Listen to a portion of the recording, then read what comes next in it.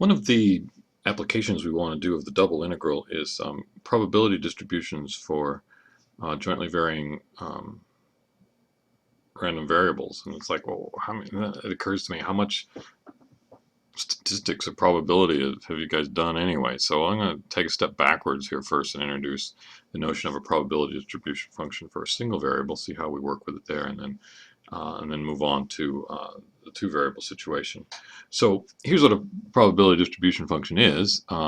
First of all, it's a function that's always non-negative. And secondly, the area underneath it from minus infinity to infinity is 1. The distribution function is somehow measuring probability of stuff happening, right?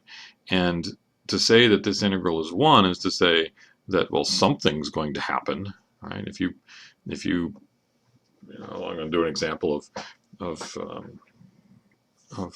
people's height, and if you pick a person at random and you measure how tall they are, well, that's something, there's something happens. So the probability of something happening is 1. The question is, if you want to say what's the probability of something between this range and this, within this range, what's the probability of that happening? Well, you're going to do this by calculating the area under the probability distribution function. Here's an example. Let's do that the height of a person.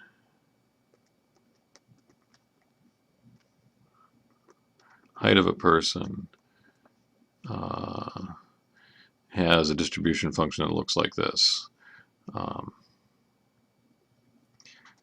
F of x is 1 over 10 square root of, not x, square root of pi,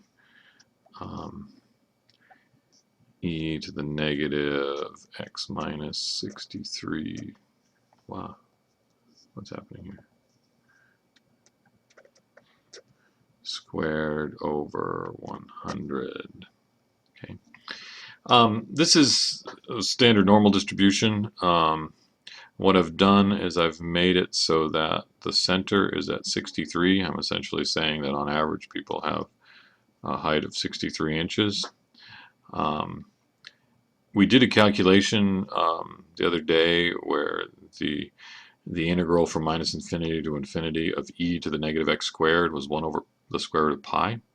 Sorry, was the square root of pi. So by putting this in here, I'm taking that standard normal distribution, sorry, that standard exponential bump function there, and giving it area 1 underneath. The x minus 63 is just shifting it 63. That doesn't change the area. The divided by 100 is actually in the parentheses. This is an x minus 63 divided by 10. So that's stretching it in the x direction by a factor of 10, which is increasing the area by a factor of 10. Hence, the divided by 10 out here is decreasing the area by a factor of 10, and we still end up with an area of 1 underneath that curve. Okay, so my question is, what is the probability that a randomly chosen person is between 5 and 6 feet tall? To do this, we say, well, 5 feet in inches is 60 inches, and 6 feet is 72 inches. So I'm looking for the integral from 60 to 72 of 1 over 10 square root pi e to the negative x minus 63 squared over 100 dx. And I just do that. I type that into my calculator, and it gives me an answer of 0.562767, whatever. Essentially, this is saying it's a 56% chance that a randomly chosen person will be between 5 and 6 feet tall. All the other people are either taller than 6 feet or less than 5 feet, right? So that's how probability distribution functions work.